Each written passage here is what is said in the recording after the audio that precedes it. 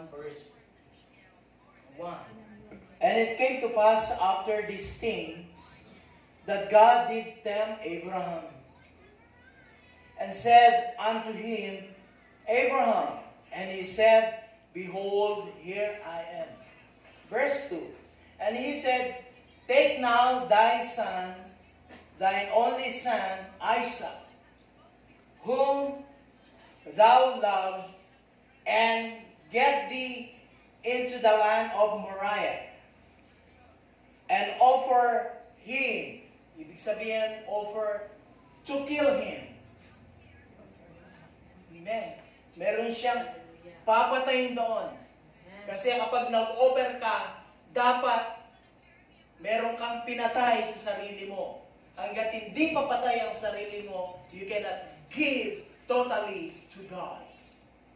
Hallelujah. Amen. Sabi po niya dito, upon one of the mountains which I will tell you. Let's pray. Dakilang Diyos, makapangyarihan sa lahat, we thank you sa iyong mensahe, sa tagumpay ng pagsamba, at tagumpay ng salita mo sa aming buhay. We just want to obey you. We just want to love you with all of our heart. Thank you, Lord. Dinangkin na po namin ang salita mo sa aming puso at lahat ng mga nakikinig sa umaging ito. In Jesus' name, I pray. Amen. Say amen. Amen. Ang pag-aaralan po natin ngayon ay patungkol po sa obedience and faith. Pagsunod at pananampalataya. Nais ng Diyos na tayo po ay sumunod. Amen. Hallelujah. At nais ng Panginoon din na tayo po ay magkaroon ng pananampalataya sa Kanya. Amen. So, dito po, kung babasahin po natin sa chapter 22, ang pangalan po ng lingkod ng Diyos ay Abraham na. Amen.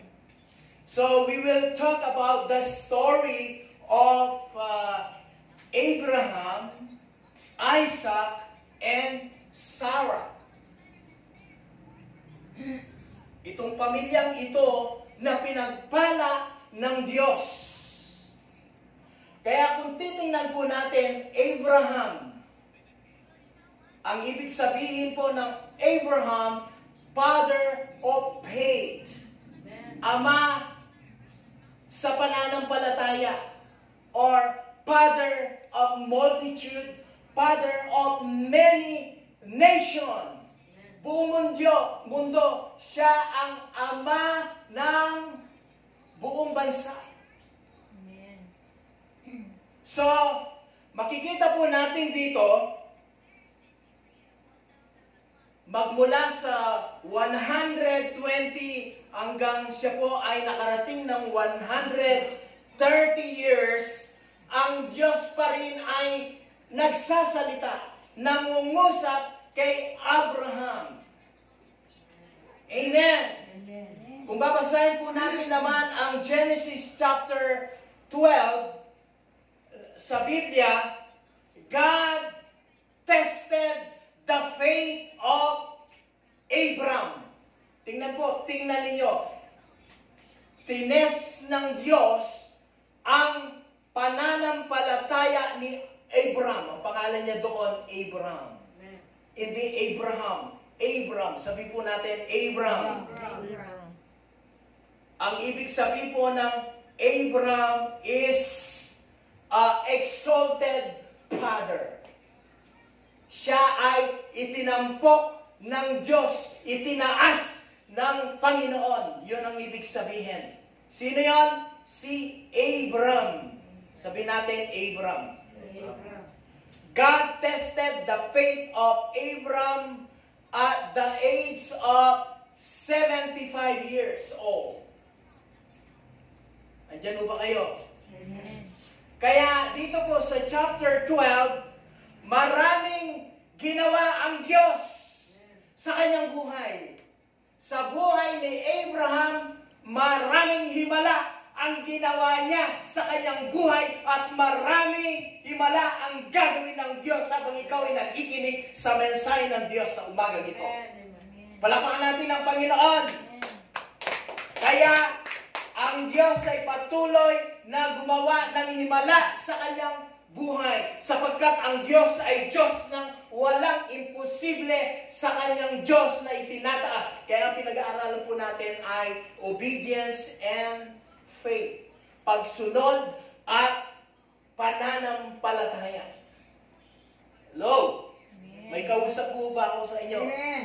Kaya ang sabi po ng Panginoon sa kanya, God said to Abram, doon po sa Genesis chapter 12, now the Lord had said unto Abram, ito ang sinabi ng Diyos kay get thee out of thy country and from thy kindred and from thy father's house unto a land that I will show thee. Ang sabi po niya sa verse 2, and I will make of thee a great nation. Merong ginawa ang Diyos na pabor, na malaking pabor sa kanya. At hindi lamang malaking pabor ang ibinigay ng Diyos kay Abraham, kundi ang ginawa ng Diyos na mas malaki sa kanya, siya ay ginawa na ama ng maraming bansa. Pag sinabing ama, siya ang ama sa pananampalataya, na siya ang dapat tularan, na siya ang dapat sundan ng mga mananampalataya sa kapanahunan ito. Andiyan ba kayo? Amen. Amen. God said to Abraham, yung mga pangako ng Diyos sa kanya, ito po yung pinakamatindi na ginawa po niya sa kanyang buhay, na siya po ay ginawa na father of many nations. Sabihin niyo, father of many nations. Kaya nga, yung word na Abraham sa Hebrew word ay, yung po sinabi ko kanina, exalted one, to raise in rank, power, or character, to raise, or meron pong elevation. Amen. Amen. Sabihin natin, Abraham, Abraham. father of multitude, father of many nations. Pag sinabing multitude, ama ng multitude, maraming tao, maraming bansa. Amen. So makita po natin at the age of 75, pinangakuhan ng Diyos si Abraham. Ano ang pangako ng Diyos sa kanya? Na Abraham, magkakaroon ka ng anak. Amen. Yun ang pangako ng Diyos. Amen. Nagsasalita ang Diyos sa kanya na siya ay magkakaroon ng isang, anak. Meron pa ba ngayong nanganganak na 75 years old? Oh. Actually, hindi naman si Abraham ang manganganak sa physical. Ang manganganak dito ay si Sarah. Kaya nga, Abraham, Isaac, and Sarah. Amen. Bakit po si Abraham, ginawa siya ng father of many nations, 75 years old na siya, wala pa silang anak, hindi pa lumilitaw si Isaac. Bakit sinabihan siya, kung ikaw ang father of many nations, ba't wala ka pang anak? Pero dito, ang Diyos patuloy pa rin nangungusap sa kanya. Ang sabi ng Panginoon sa kanya, you are the father of many nations. Lahat ng mga anak ng Diyos magsabi, Amen. Amen. Amen. Alam mo ba ninyo, ang Diyos ay nangungusap sa kanya at ilang taong naghintay si Abram at si Sarah. How many years? 24 years bago lumitaw si Isaac. 75 plus 24 ilan? How many? 99. So, hanggang sa 100, baka 100 na sino to? Si Abraham, at si Sarah ay 90. Doon pa lang, nagkaroon sila ng anak. At doon pa lamang lumitaw si Isaac sa kanilang buhay. Nakikinig ba kayo? Amen. Ano ang sabi ng Panginoon? God said, sinabi ng Diyos, at sinabi ng Diyos, at yung anghel ng Panginoon, and the angel of God, alam ko, ang sabi po ng angel, pinangakuan ka ng Diyos na ikaw ay magkakaanak. Hello? Amen. Magkakaroon ng anak. Ang sabi po ng angel, ang sabi po ng angel of God, ang sabi niya, anuman ang pinangako ng Diyos sa iyo, ito ay kanyang tutuparin. Hello? Amen. Kaya kayo, kung hindi pa natutupad yung binasa ninyo sa Bible, matutupad ito. Kasi pinangyari ng Panginoon at tinupad ng Diyos sa pamagitan ng anghel at nagsalita kay Abraham na tutuparin ng Diyos na siya ay magkakaroon ng anak. Maaring kayo po ay nananalangin. Ilang taon na, wala pang kasagutan sa iyong mga dasal at panalangin. Imagine 24 years na naghintay si Sarah at si Abraham bago lumitaw si Isaac. Tingnan po natin si Abraham, 24 years na naghintay po sila sa Panginoon. 99 years. Kung titingnan mo sa physical, ano kaya ang itsura ni Abraham? Ngayon, kapag nakakita na ka ng 99 years old na tao, uugod na silang ganyan, ano? Tapos, mahina na po sila. But dito, si Abraham, malakas, maliwanag ang kanilang mga mata. Tao po. Tao po. Amen. Amen. Kaya, tingnan po natin, kaya ang sabi po ng Diyos sa kanya, i-offer mo ang iyong kaisa-isang anak na si Isaac. Nang i-offer po ni Abraham ang kanyang anak, ilang years na siya? Yung bata. Ilan? Ilang taon? Is there anybody here? Yung iba sabi niya 13. Yung iba ang sabi niya 7. Yung iba sabi niya ilan? 9? Yung iba sabi, ewan ko, 20 years old.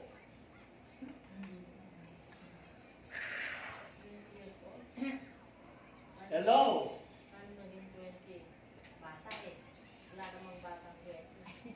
Bago lumitaw po si Abraham, si Isaac, dito po sa Bible, mas matagal pa yung paghihintay ni Abraham, 24 years. 25. Na 24 years siyang naghintay upang lumitaw sa Isaac. Pero nang ialay niya, i-offer niya to kill him as an offering is 20 years. Na, nandiyan ba kayo? Amen. Kaya nga, pinalitan po ang pangalan po ng Diyos, Abraham, the father of many nations. Nandiyan ba kayo? Amen. Tingnan po natin yung Genesis chapter 22.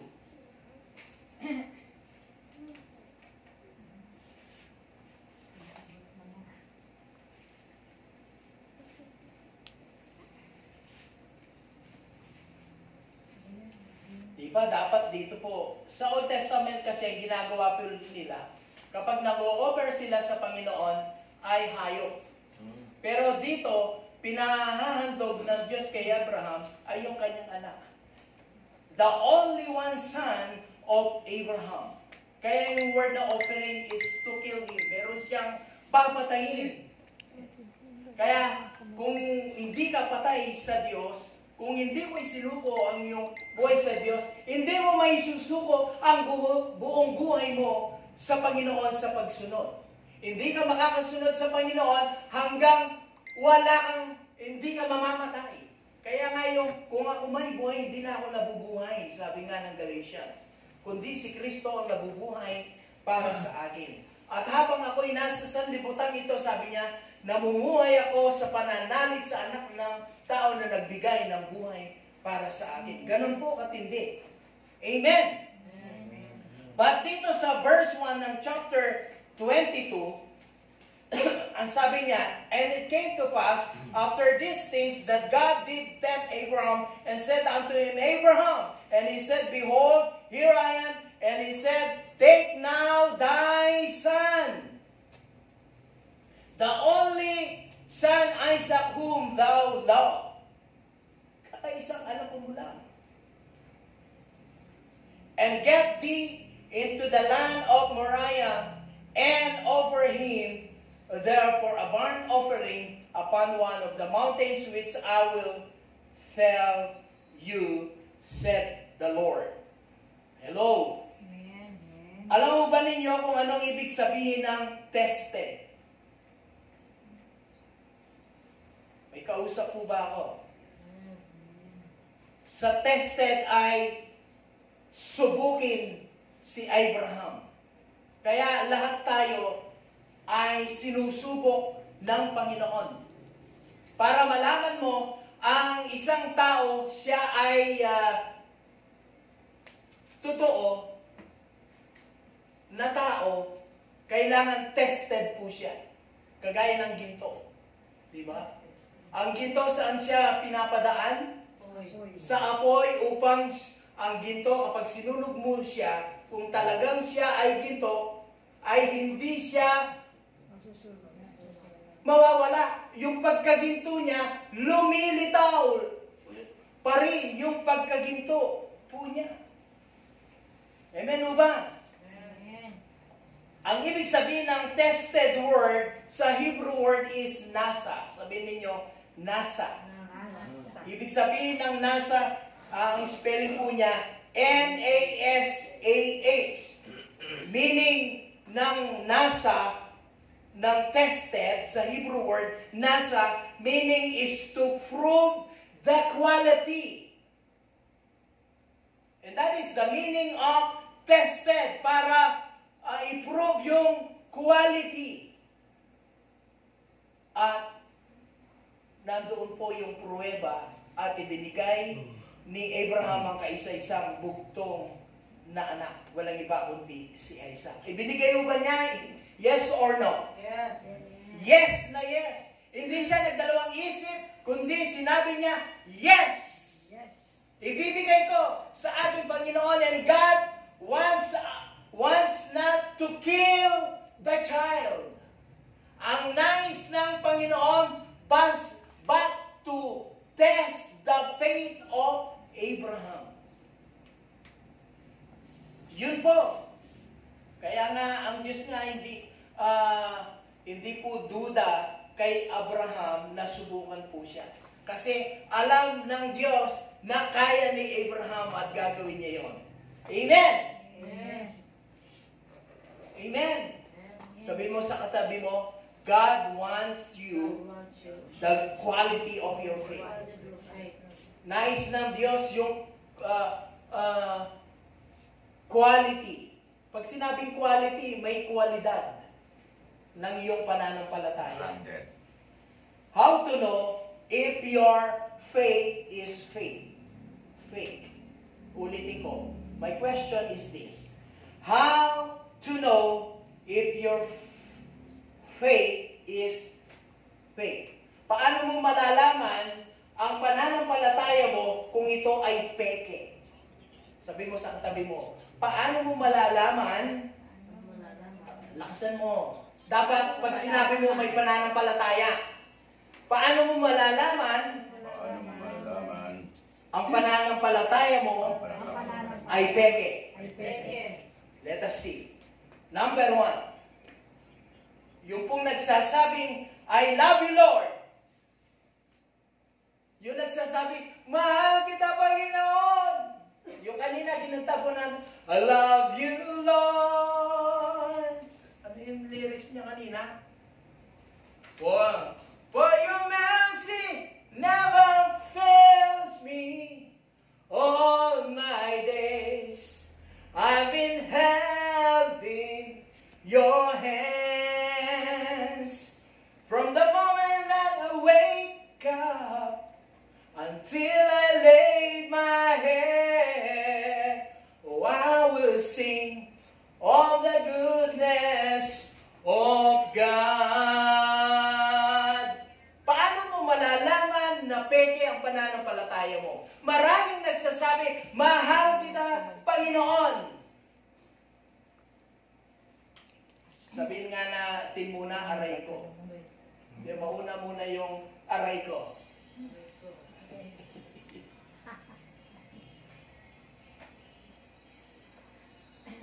Kaya yung salita ng Diyos, ito'y mabisa, matalim, ito'y makapangyarihan, ito'y pumapasok sa kasukasuan, maging sa utak, sa buto, pumapasok ang salita ng ating Panginoon.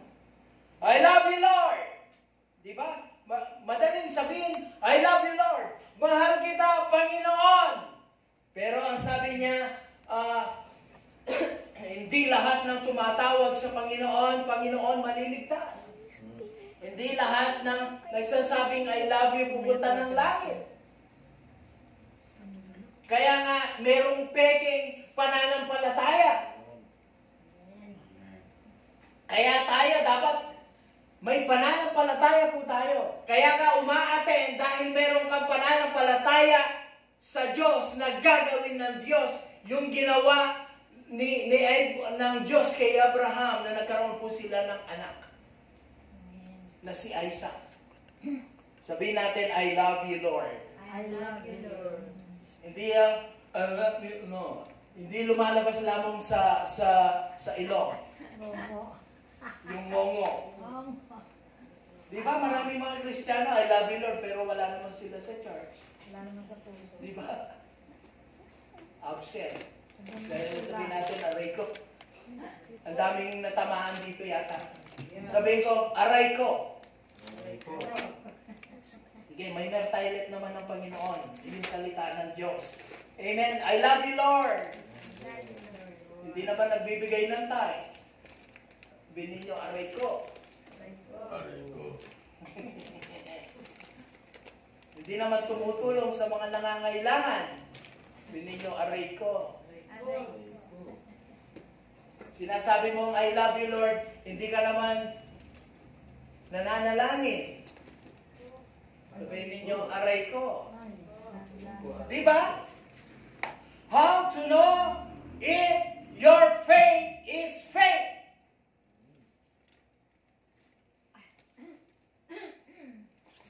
Kailangan ang pananampalataya natin ay idinadaan sa apoy. Yes.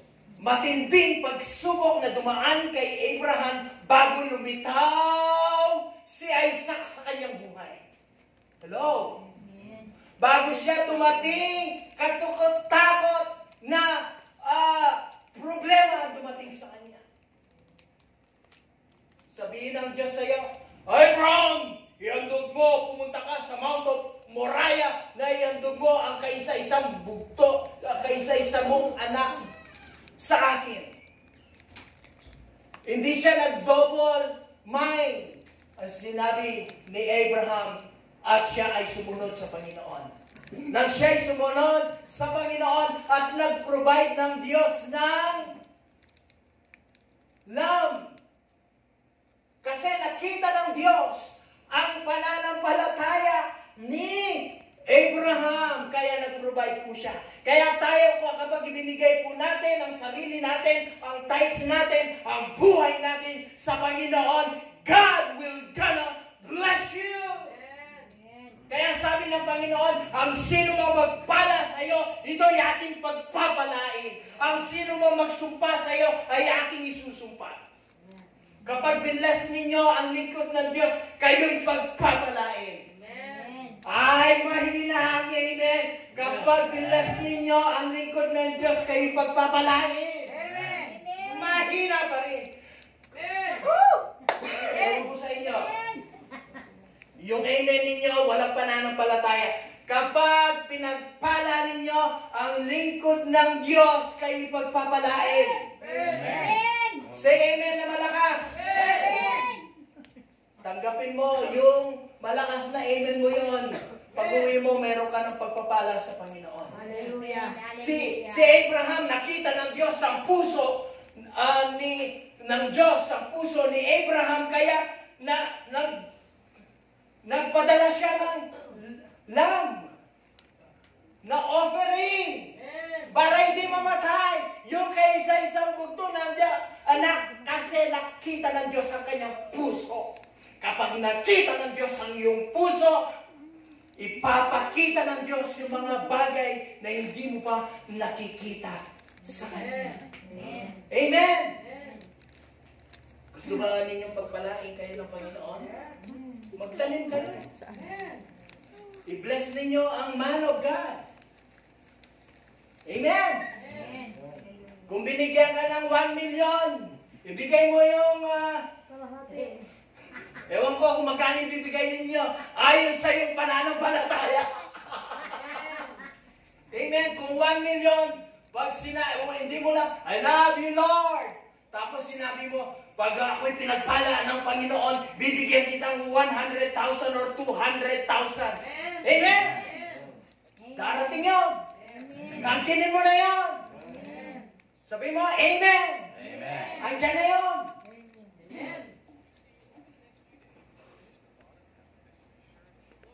Ang kailangan lang po dito, sumunod lang tayo. Sumunod pa si Abraham? Yes! Nang siya'y sumunod, nag-provide ang Diyos. Kaya pala kapag tayo sumusunod sa Panginoon, mapuprovide po siya. Walang tigil na pagpapala ang ibibigay na Diyos sa Kanya. Kaya nga tinawagan po siya ng Diyos na the Father of many nations. Ama sa pananampalataya na siya ang dapat nating tularan. Siya ang dapat na ihemplo. Andiyan ba kayo? Amen. Say amen. Amen. Hallelujah. Sabihin po natin, I love you, Lord. I love you, Lord. Pero hindi naman umaaten. I love you, Lord. I love you. Dapat every Sunday umaaten tayo. Dapat lahat na maikapo natin, binibigay natin. Kaya kami, yung ikapo namin and offering sa Panginoon, kaagad nakaano yan, nakahiwalay na kasi sa Diyos yun. Amen. Amen. Amen. Amen. Amen. I love you, Lord. I love you, Lord. Hindi ka naman nagwi-witness. Kanina pinag-aralan po natin sa discipleship about witnessing. Sabi ng Diyos, go and make disciple and teach all nation. Sinabi mo, I love you, Lord. I will obey. Hindi tayo sumunod. Say aray ko.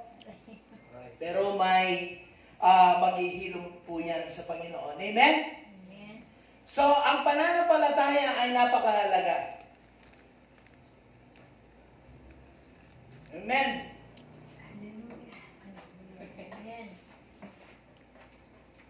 I love you, Lord. Mamahalin ko ang aking asawa.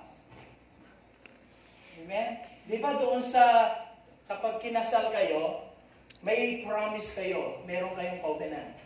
Right? I will love you, mamahalin kita for better, for worse, for rich or for poor. Di ba? Sa kahirapan natin. Pero ang nangyayari, mamahalin lang kita for rich, for better. Ano pa?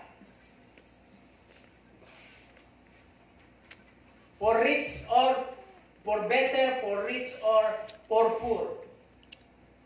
Pag wala kang pera, hindi kita mamahalin. Pag wala kang binibigay na pera sa akin, hindi kita mahal. Galing. Pero ang isang babae, pag binigyan mo ng ang dami mong kiss. talagang yung serbisyo ay nandyan. Nandyan yung kape, nandyan yung pagkain. Upo, basta upo. Upo ka lang dyan. Huwag kang magtrabaho. Kasi binigyan mo siya ng 1 million. Ano? Naupo po. Ano ko po? Hindi wala ko pa.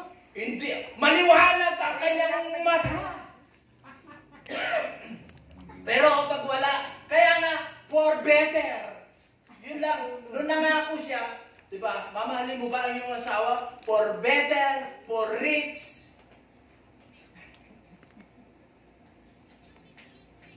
Kung may pera lang ko lang. Pag wala ng pera, love. Diyan ka lang. Lablabin mo nga mo. Diyan. Love-loving kita. Diyan ka. Ewan ko sa'yo. Pero doon sa covenant mo, for better, for rich or for poor, walang pera, naghihirap ka, naghihus kayo sa buhay, magkaroon ka ng pananampalataya, mahalin mo pa rin siya. Amen. Kahit walang pera, andun pa rin yung kiss. Nandun pa rin yung pagmamahal. Nandun pa rin yung hug. I love you, sweetheart. Ewan ko kung ano yung mga tawag ninyo sa mga ano, I love you, damulag. I love you, ewan ko anong pangalan. Pag hindi mo siya binigyan pera, ang pangalan mo, leche. Pero, wala na yung I love you, nawawala yun. For better, for rich, for Masahe better, or rich, or talasawa. Amen. What happened? Tao po, may kausap po ba ang Diyos sa atin? I love you, Matwa. Amen. Sabihin mo, I love you. I love you. Amen. Kailangan, lagi mo sinasabi sa asawa mo, I love you.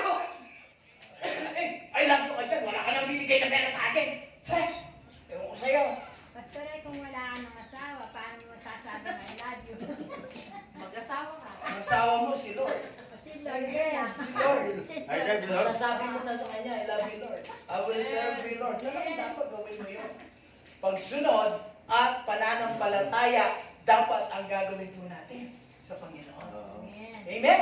Nandiyan mo ba kayo? Amen. Palakpakan natin ang Panginoon. Kayo na mga nanonood sa ibang bansa, mahal kayo ng Panginoon. Amen.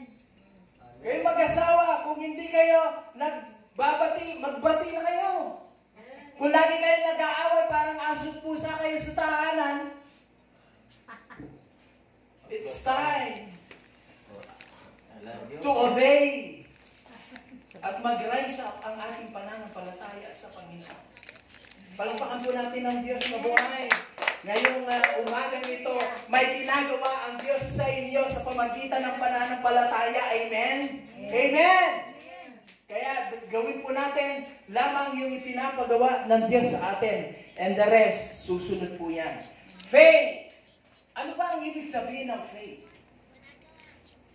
Ang tagal na nating Kristiyano, hindi natin alam kung anong ibig sabihin ng pananampalataya.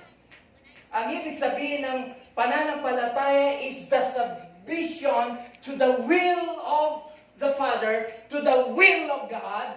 Ito po ay ang pananampalataya, ito po ay pagsakop sa kalooban ng Diyos.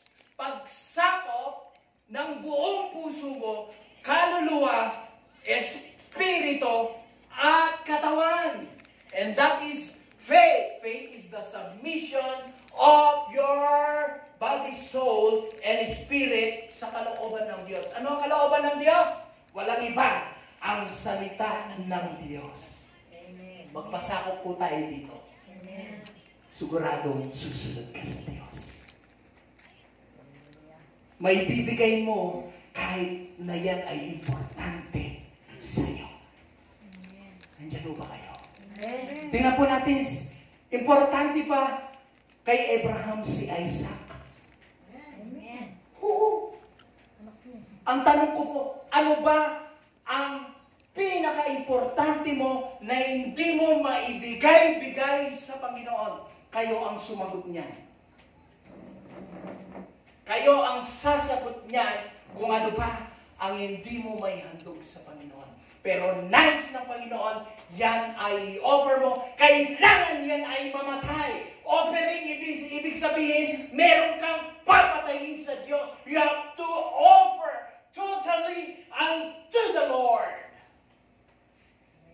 You surrender everything to God. You cannot offer everything to God hanggat hindi ka patay sa Diyos. Kailangan mamatay ka sa sarili mo upang ikaw ay makasunod sa Diyos.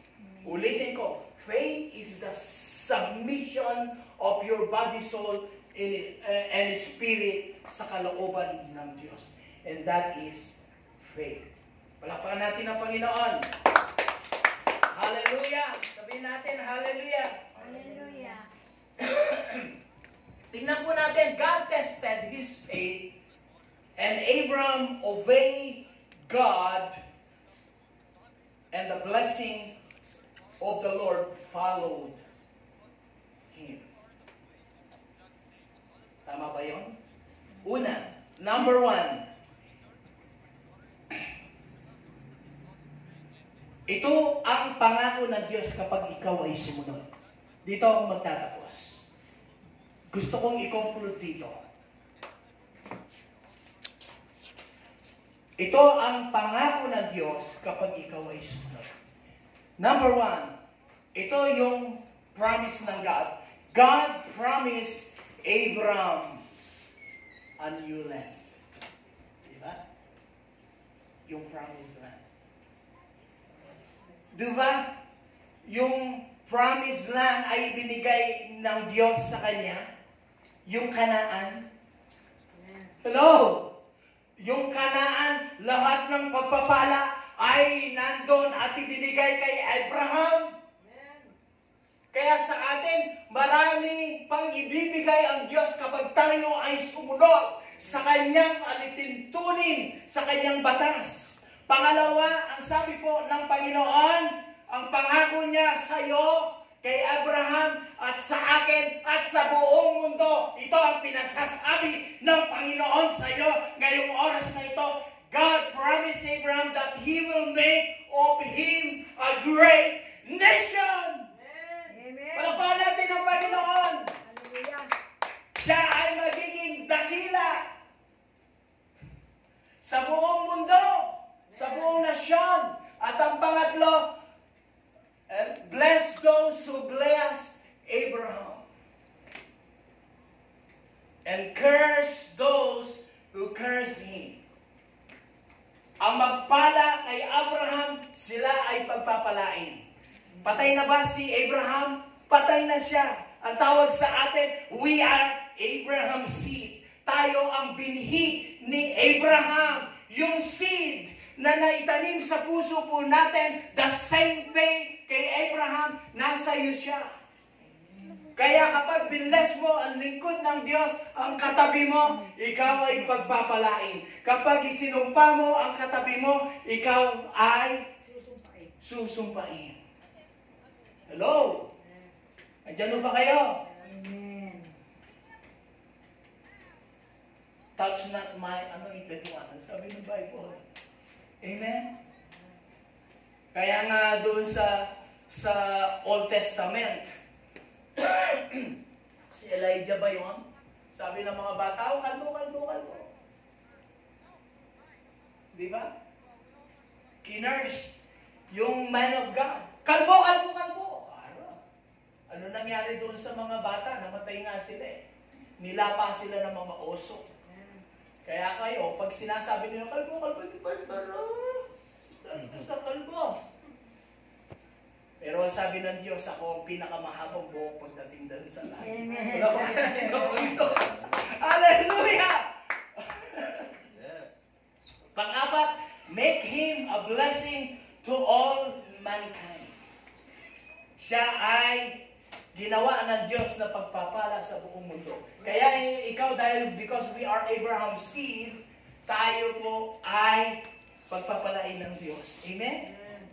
Are you ready for this? Ano dapat po natin gawin?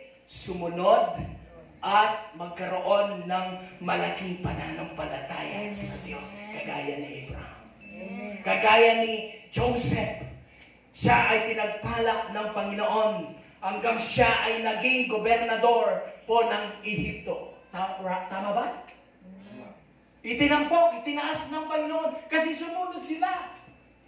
Kahit siya ibinenta, si Joseph, ng kanyang mga kapatid, inaruga pa rin ng kanyang mga kapatid at dinala pa rin po doon sa tahanan na napakaganda. Binless pa rin niya sila. Hello? Hello po? Tao po? Gusto ba niyo pagpalain ng Panginoon? Amen. Anong dapat natin gawin? Sumunod. Sumunod at magkaroon ng pananampalataya. Love the Lord with all your heart, with all your strength, and with all that is within us. Ibigay po natin. Then, the Lord will bless us in many ways. Doon po magtatapos ang mensahe ng Diyos. And let's pray. Heavenly Father, we thank you. The Lord bless you.